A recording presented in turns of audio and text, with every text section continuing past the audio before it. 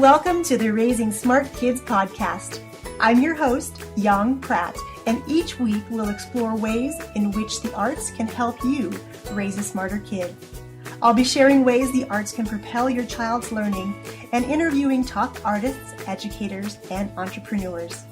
These guests will share why the arts are so very important to your child, along with actionable ideas you can easily implement into your already busy schedule. Make sure you subscribe to the podcast here on iTunes and share us with a friend. For extra tips on raising smart kids, head on over to artsmartparenting.com and click on the Live tab. Welcome back to the Raising Smart Kids 2.0 podcast. I'm your host, Yang Pratt, and your partner in this amazing adventure into parenting through the arts. Today we have on a guest whom I met earlier this year when she and I participated in a mastermind together. And from the first moment that we connected, the heart that she has for the work she does and the people that she works with came shining through. So I cannot wait for you to get to know our guest today, who is Judy Tsuei. Let me tell you a little bit about Judy before we dive into all the good juicy bits. Judy is a word stylist, story coach, and business strategist who works with wild-hearted female entrepreneurs to brand their story beautifully and get seen. Being authentic is becoming increasingly important in our online world, and Judy shares the tips, tools, and insights on how to attract your ideal clients in a way that converts to genuine revenue with her signature program, Six-Figure Storytelling. Welcome to the show, Judy. Thank you so much. I'm so excited to be here, and I'm so grateful that we've been able to stay connected since meeting earlier in the year. Me too, and it's been so fun to see how your journey has evolved in really just the last 8 months, and the people that you've been able to impact their lives and really help them to tell their stories in a bigger, better, and bolder way. So thank you. Oh, thank you. So I want to go back to the beginning, and something everyone listening should know is Judy's also an author and a mama. So she has lots of great stories to share with all those things. Today I want to talk really specifically about the art of storytelling and writing. And as we head back into the new school year, really talking about the importance of that skill set and what we can do as parents to sort of foster that. So let's go back to the beginning, when you knew in your heart that you were meant to be a writer. Oh, that's a good story. It's funny because when I was little, I always had been told that my mom was a writer, and my parents are Chinese immigrants. So, what I've known about my parents is that my mom was a teacher when she was in Taiwan, and, she was a writer. As I grew up, I discovered that that's not actually the truth, but that's what I understood when I was younger. So she just loved writing. It was just like a passion for her. And I loved reading when I was young. And I just, I think my parents were so busy as immigrants that they were just trying to figure out their lives here in the States. And so we were left to fend for ourselves in a lot of ways. And I'm the oldest of 4. So I remember being in 4th grade, and my friend Charlie, who is a girl, was sitting next to me. And in 4th grade, I guess we had like the school newspaper. And by school newspaper, I meant that like kids wrote articles and then it was Xeroxed on like the giant Xerox machine. The memories. Yeah, exactly. So she showed me what she wrote, and I was like, oh, I could do this. And I had no idea, but I was also very competitive as a younger child. And I had the type A personality. So I just started writing, and from there, it was just like breathing for me. And I've always loved it. It's been a lifeline in so many ways. And the impact and the connection that I've been able to create through telling my own story and hearing other people's story has been phenomenal. And Charlie and I stayed friends. We kind of lost contact when we went away to different high schools, but we ended up going to the same college. And it was totally random because I bumped into her. I watched her cross in front of me at a cafe in LA. Wow. my gosh, because we still look the same to each other. And I told her that story about how she impacted me, and she became an English teacher, and I became a writer. So yeah, she was a big. How amazing. And what a great story to carry through life and then reconnect as adults, because it really takes everything to that next level. Yeah, absolutely. So parents these days have lots of activities to choose from for their kids, and I find a lot of them these days are running here and there and really trying to provide lots of opportunities for their kids. But I know sometimes things like writing and the gifts and talents that our kids have, sometimes as parents, we don't stop and acknowledge them and celebrate those things. So if parents listening notice that they have a child who loves to write, what can they do to help foster that? Yeah, my daughter is 2.5, and she's a very precocious and adventurous 2.5. So Wilder, which she's totally living up to that name, just and she's loved reading since before she knew what words were, and that was just something that we always cultivated, reading books to her. And now, as she still doesn't know how to read the words on the page, but she's remembered the story. She can repeat them verbatim back to us. And so I think one of the most valuable things that you can do is provide that opportunity to read to your kids, the art of storytelling. And I'm always curious as to how authors relay stories. And so being able to bring this diverse world of books to her is really, really great. And I also try to ensure that we're picking books from different genres and different things that I might not personally be interested in as a general whole, like that might not be the book that I go gravitate towards. But I want to make sure that my personal take and slant on things isn't impacting her, natural curiosity so much. So that's another thing. And then I think, for adults and children, the thing that creates such great, amazing connection is asking questions and listening to the answers.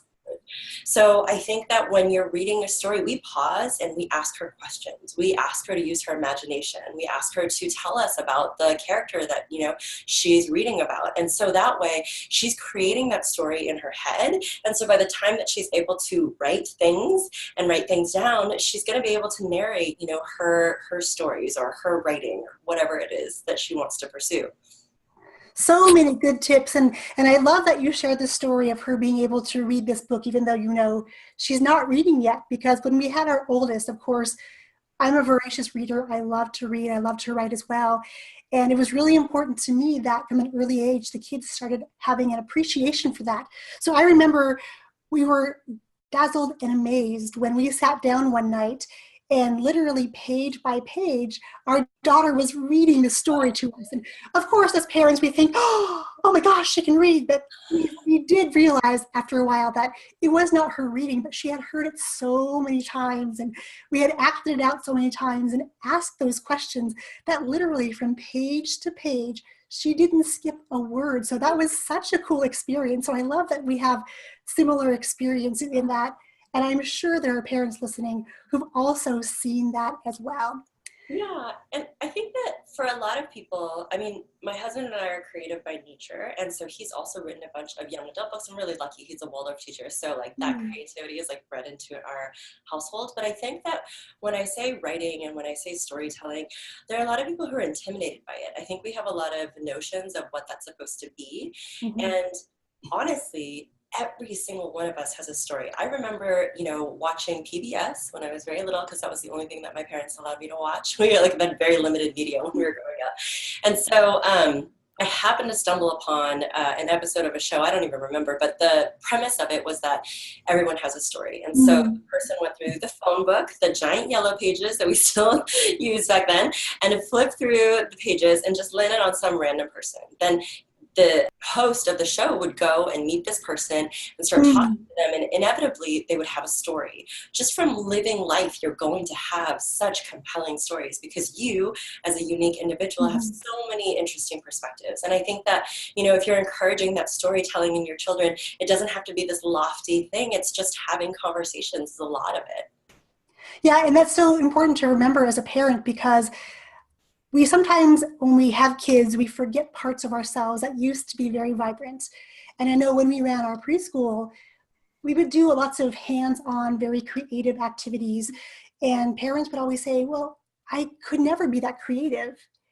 But I would look at something in their life and think, that right there is creativity. The way you're able to organize your finances, the way you're able to organize all of your employees' work schedule and make sure everyone knows what's happening. I mean, I just see creativity everywhere, but that notion of being creative and being a storyteller, like you said, can be intimidating. So what are some things parents can do to let go and, let those walls fall, if you will, to let their stories come out naturally and have better dialogue with their kids? I love that question because my whole thing is authenticity. And so, at the beginning of the podcast, you mentioned how authenticity and being genuine is increasingly important in the online world. And I've been reading a book right now, or I just finished it. It's called What Made Maddie Run. And it's a very sad story by an ESPN commentator about a track athlete who ended up committing suicide. And so it's very sad at the heart of the story, but the observations that she has about social media are incredibly compelling. And I would encourage any parent to listen to it for that pure fact alone, because that's the world that we're raising our kids in. And we really try to restrict the amount of media that she has, fully knowing that at some point she's going to be completely immersed in that world. And so there's this crisis of consciousness that's happening because everyone's trying to create their lives to look like a branded magazine. And so there's this disconnection that's happening. So I would say that the biggest thing to remember is to know that your child is looking for you to connect with them. And at the end of the day, what we remember are stories. Our brains are programmed to remember stories. And it's why, brand storytelling is so popular in marketing these days, because finally people have understood that since the beginning of time, the things that have passed on from generation through generation are stories. And they don't have to be, the most profound stories. Even just telling someone about something that happened to you at lunch the other day is really great. And I think that asking open-ended questions rather than asking yes or no questions really helps to foster that dialogue. And then asking the question that goes deeper. So, asking the why behind something is really intriguing and will create more conversation between two people, really getting to the heart of the matter. I always love getting to the heart of the matter. I also think that it helps to remove the intimidation factor if you remember that every time that you meet someone for the first time, what you're seeking within them is their vulnerability. That vulnerability is what connects us. Ironically, it's also the last thing that any of us ever want to show to each other. Yes. In the social media world especially, that's the last thing we want to show. But I can say that, from my professional writing experience, I used to say that I do touchy-feely writing really, really well. So I write from the heart and I write personal narratives. And the amount of feedback that I get from people around the world who I've never met, who just thank me for being able to give them voice to something that they were feeling that they had no idea anyone else was feeling, is so profound. And so I think that if you're willing just to be honest with yourself, if you're willing to be a bit more humble or to remove that veil of having to look like things are perfect. Another wonderful book that parents or just any human being, I think, in today's society could look into is Present Over Perfect. I've been reading that, and her description of being a mom and being a writer and being a business owner, all of these things, it's just so incredible to hear someone else take a breath and take a step back and say okay, what's actually most important? Is all of this fanfare and busyness important, or is this moment important? Yeah, and the authenticity and the genuine, coming from that genuine place, like you said, is so hard because I think as society, we've been accustomed to hiding that because we see it as a sign of weakness. So I really so appreciate that you're helping other people get to that place or come from that place of being very vulnerable and sharing their real life and not hiding behind, I think you call it the Pinterest life or something like that, where your life looks like that. Yeah. And it's a struggle these days. I have a 14-year-old and she loves to connect with her friends socially and they spend time on social media. So she has this perceived notion of what she wants, which is a good thing. She likes to cook and bake and save recipes. But there is that fear, though, about is she learning to compare and not being who she authentically is because she's trying to be like one of her role models. So definitely really tough as a parent to start letting those walls break down and to publicly come on to a forum like this and share real stories. And like you said, amazing things happen because people can connect with you at a deeper level because they've experienced maybe something similar, or the fact that you really just touched a nerve. I mean, that's such a profound gift. And as we are raising our kids in this digital age, I think we need to come back to that place of authenticity and being real and connecting on a deeper level. And I love that we can use this new technology to connect with one another, to really get to know each other, to share those stories, to be vulnerable, and then grow together. Yeah, and when it comes to writing, one of the key things that any good writing really comes from is the specificity. So being willing to talk about the specific details, and ironically, you think that when you do that, no one's going to understand, because how would anybody understand this really specific thing? But what ends up happening is that people can identify themselves in the details. So even if they haven't gone through exactly the same experience, there's something that happens when you get really specific and honest with your own narrative that someone else is like, oh, I've totally been there. And some of the most powerful pieces of writing come from diving into the things that you're a little bit embarrassed by, that you're a little bit that you don't want to go to, but that's where like the juiciest of content is. That's what we want to get into, because anybody can be super cool. It takes a really brave soul to get to the heart. And even with my 2.5-year-old, the other day when I was doing some business building work and I was like, okay, I just need to get out of my office, I need to go. So we went out in the Texas heat, we took our dog and we went for a walk. And my goal is that my daughter sees me having real emotions, but that I'm very careful not to make it her responsibility or her fault or anything like that. So while we were walking, I was telling her, I'm like, I'm a little bit distracted and I'm a little bit stressed out. I just have a lot of things, and the thing that I'm doing with my business is requiring me to grow into a bigger version of myself. And it's really nerve-wracking and all this stuff. But, it's not your responsibility. I just wanted you to understand, this is some of the stuff that I'm feeling. And she looked at me. Again, she's 2.5. I had her in my arms. She's looking at me and she goes, Mama, you can do it. You are a big girl person. Aww. And it was so sweet. Yeah. And I think being able to see that is going to give her the fuel that she needs to understand that as she moves through life, how to have those real emotions and then how to deal with them in a real way. And it's so fascinating because sometimes we can see our kids as being kids, not appreciating that they have this profound understanding of what's happening around them more than we do sometimes. So to be able to let go and say, and just hear her feedback and hear her encourage you, I mean, what a gift that is to be able to celebrate. Amazing. Yeah, absolutely. So I want to shift a little bit to talk about school, and I get a bit frustrated sometimes with the experience at school because they're coming from a place of where they think they're helping the kids grow by helping them balance out their skill set. So maybe they're really good at this, but they're struggling in this. So let's talk about this weakness and let's focus on that and let's bring that up a little higher. But let's not worry about the fact that you're already a good reader or a writer. How, as parents, can we help our kids to understand and help them accelerate the talents they do have, even though schools aren't necessarily celebrating those strengths?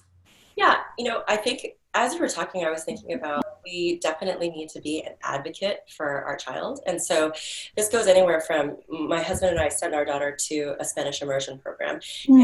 And recently they decided, because the reason we chose it was, it's not technology influenced, but recently we found out that they want to have iPads in a module that's designed around technology. So my husband immediately became an advocate for my daughter and said, you know what, that's not how we operate and that's not why we chose to come here. So is there an alternative? And they were able to come up with an alternative. So she'll go to an art class rather than doing that.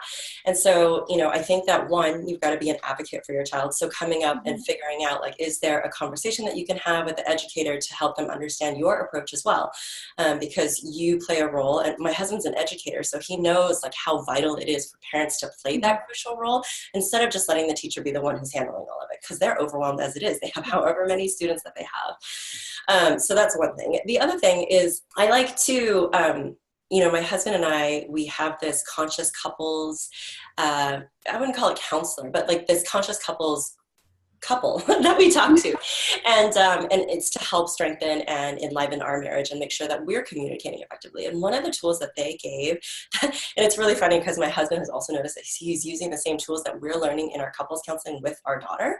But one of the things is like check your intention of why you're asking this question. And so the reason that I bring that up is because I think that we are so like we get into the groove of like let's sign them up for this and let's sign them up for this and like let's do that because we think all of these things are going to make it better for them, when in fact it creates like overwhelm. And they've done studies now that the decreasing amount of free play that children have correlates, they're not sure if it's directly, but it definitely correlates to the increasing rates of anxiety and depression among children. So free play is, not having an adult around guiding like how that play should look.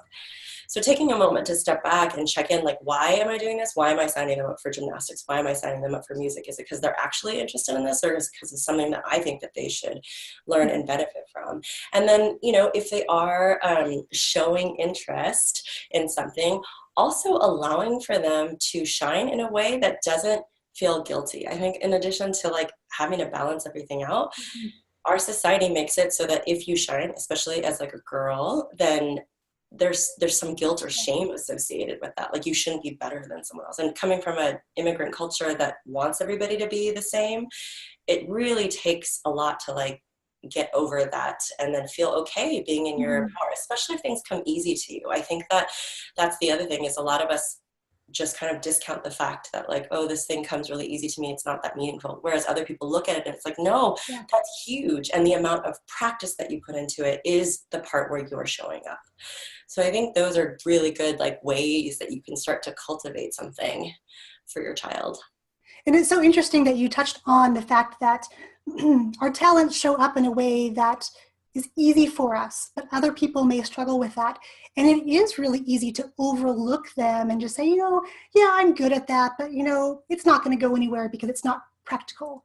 It's not the thing my parents want me to do. It's not the thing that I think that I should do. So being able to let go of that fear of achieving and then just really moving into that space where things move with flow and ease is such a great place to be. And you have no idea like where that talent might take you, and how that might help your life. I was just listening to an interview on Girl Boss with Roxane Gay, and she's a writer, and she was saying that she had learned from a young age that even though there are plenty of people who've made a profession at writing, that somehow there's a message shared in culture that like you can't possibly make a living at writing. And I had that message given to me when I was in college with my friends who were engineers and business schoolers. They were like, what are you going to do with an English degree? I'm like, I'm doing plenty fine, thank you. I think that that's another thing, understanding you never know where it's going to take you. Yeah, and I think that goes with all the arts in general, that people perceive it to be, oh, you're going to be a starving artist, and how could you possibly make a career from that? And like you, my mom is Korean, so I mean, the Asian culture is very different. They value different things, and they prize their kids and their achievements enormously. So when I set off to go to school, I wanted to go be a doctor because I really felt that was a way that I could help the community, help the world be a better place. And when I went to go start dancing, everyone said to me, well, why would you take that class? Why are you going to go travel and do this? Because you're not going to learn anything from it. It's not going to benefit you. But all these years later, it's so funny to look back now because I ended up changing my degree probably my second or third year in college because I just found that that path was not bringing me any joy. It was completely stressing me out. So I had to choose something a little bit different. And the arts became something that was able to transform my life from the inside out. So I could show up differently. I could really move into a space that I wanted to be in. And now, as we head into 17 years of running a performing arts school, all those lessons I learned along the way, and the stories and experiences I had, I mean, they all help me to tell stories better and help me be a better mom because I have experienced some very strange things, some very exciting things. And so now I can use those as lessons for my own kids, but also the kids we serve throughout the week and help them be inspired to think a little bit differently, think outside the box, and know that the gifts and the talents they were given are meant to be shared. And not in a small way, but a really big way. Yeah, and I love everything that you're doing. That mission is so important. And I think that if anyone's curious about why the arts or, creativity is important, there's a fabulous interview with Krista Tippett on her podcast, On Being. It used to be called something else, but now it's called On Being, and you can search it. It's something about the practice of like learning, being, doing. And that was the first time that I learned that, with kids, movement is such an important way for them to learn because of the way their brains are developing. Yeah. And that's how it's going to, impact them for life. And I was a yoga teacher and I still teach yoga occasionally, but when people ask me like, oh, why is yoga important? And it's not just for the, keeping your body live and supple and all of that stuff, but it's for the fact that if you have a really good teacher, they are teaching you while you're moving your body and you're breathing. So breathing is one of the tools that you have at your disposal to automatically drop you into the present moment. If you can fully focus on your breath, it automatically brings you here. And this moment is the only real moment that we're experiencing and the only real thing we have. Everything else is a story in our brains or a story from the past or a story from our future. But breathing brings you present.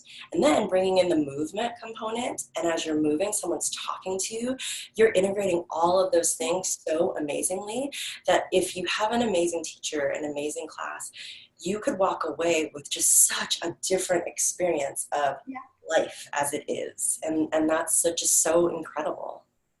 And I can totally relate to that because that's what I felt when I first discovered dance, that I would walk away and feel like a different person, but a better person, and that I felt like I was getting closer to who I really needed to be and show up as in the world, because I had never been exposed to that when I was a kid. So coming to it as an adult was a far different experience. But then now to be able to be on the other side and provide that. And we tell our parents that, when you bring your kids to us, yes, they're going to learn to dance. Yes, they're going to learn to play a musical instrument, but that's not what we're teaching them. We're teaching them to be confident.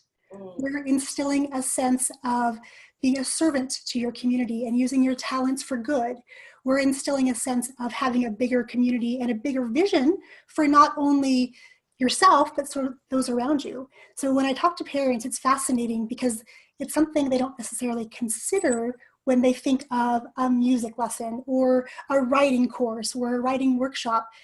They're thinking of the practical, like the tactical thing. Whereas you and I think we're talking about it's more strategic.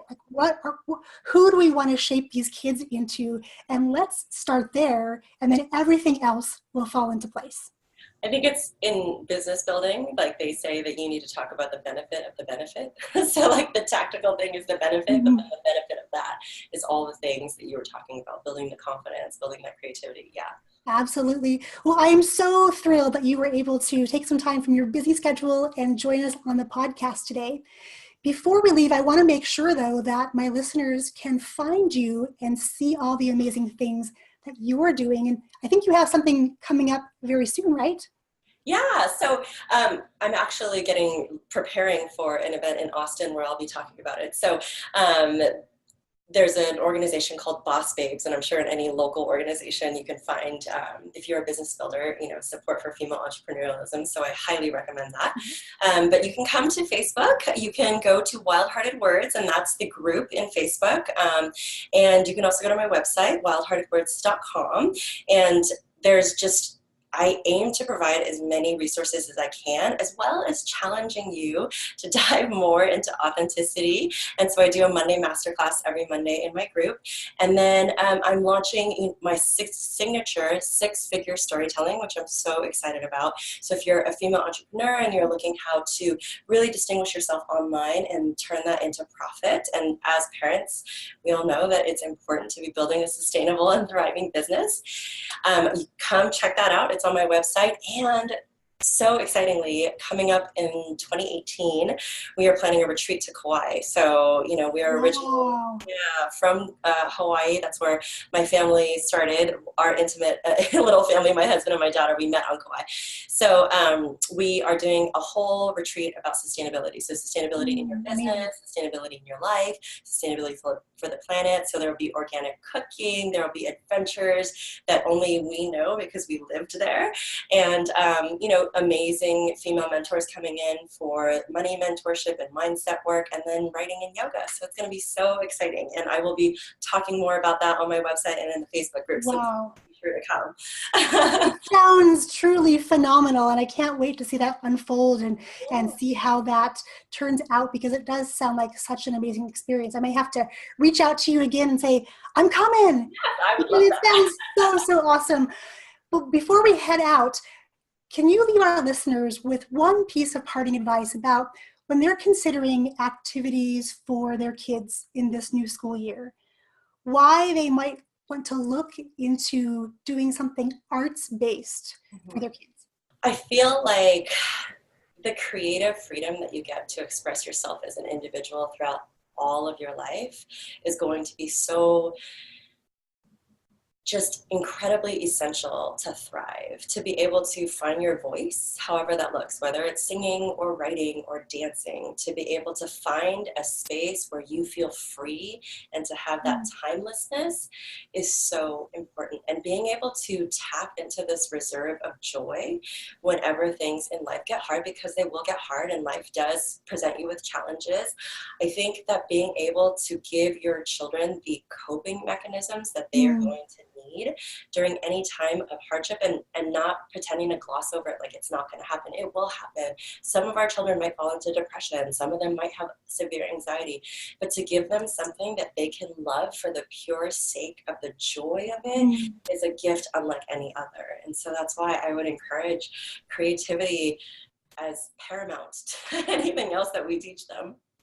So important, and thank you so much, because having that ability to let our kids be creative and let them experience joy as they would experience joy, there's really nothing better than that we can provide to our kids than those two things. So thank you so much for being here today, and I'll make sure that I put all the links to your websites, to all your social media, in the show notes as well, so my listeners can find out everything amazing that you are doing. Awesome. Thank you. Thank you. Thanks for tuning in to the Raising Smart Kids 2.0 podcast. To really accelerate your ability to unleash your child's superpowers and raise smarter kids through the arts, we're creating loads of new resources, ways to connect, and ways to celebrate your successes. You can join our free Facebook community by visiting theartsmartparent.com, or just search up Raising Smart Kids 2.0 on Facebook. I look forward to seeing you inside our community.